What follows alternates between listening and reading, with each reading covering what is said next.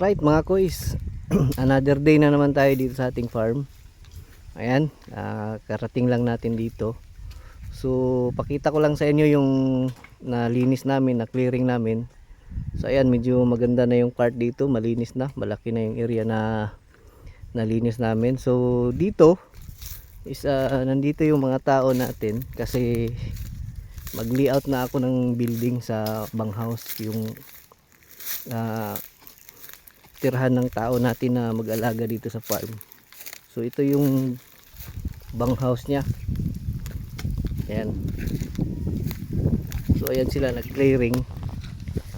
Ayan, diyan tayo magtayo ng kaniyang yung pinaka banghouse, yung saan siya titira. Then same time yung banghouse niya is na rin, storage na rin natin. So maliit lang yung gagawin natin, 3 meters by 4 meters lang yung kubo. So yan po yung gagawin namin dito sa ngayon. Ayan, then yung isa namang tao natin is nandun, siya yung nagki-clearing. Tatlo pa rin yung tao natin. Ayan, si Riniel nandun sa doon sa may na yan. Yung dalawa is dito mag-layout kami ng building ngayon dito, yung kubo na gagawin. So ayan, so may kuryente na pala tayo, nakapag-tap na tayo doon sa kubo na yan papunta dito. Then antayin na lang natin na dumating yung delivery ng mga bakal, kasi ang gagawin ko is bakal lang, bakal, cladding, ganun lang yung madaling madaling gawin na mga materyales paggawa ng kubo. So right, yun yung update sa ngayon mga kois.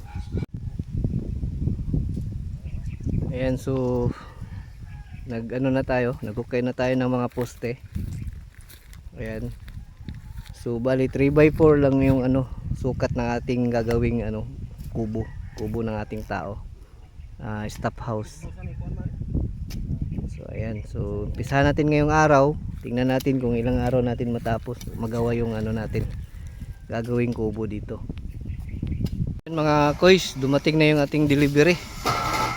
Ayan, nagpa-deliver tayo ng mga materyales para sa ating banghouse. Ayan, so ang gamit natin is tubular para sa ating tubo. Ayan, para sa kubo yan mga kois. Then mamaya umpisa na natin itayo yung ating kuan. Natapos na tayo sa layout. So ayan.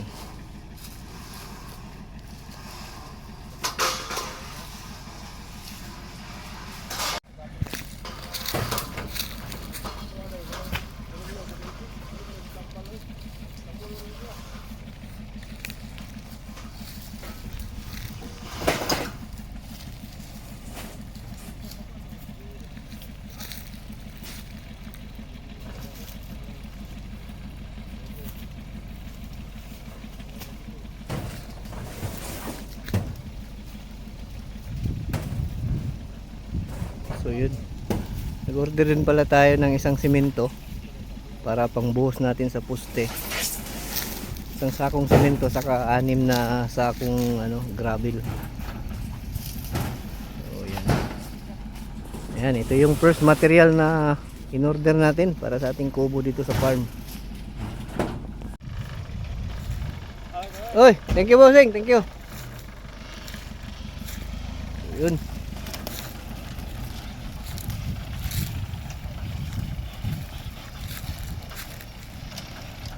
Ayan, so maumpisahan na talaga natin yung ating gagawing stop house mga kois.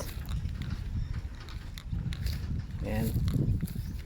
So ito yung layout. Ayan, butasan na namin. Yan yung mga butas para sa poste. So 3x4 lang yan. So finally na tayo, makapag-start na tayo sa ating gagawing stop house o kubo, bahay ng ating caretaker dito sa ating farm.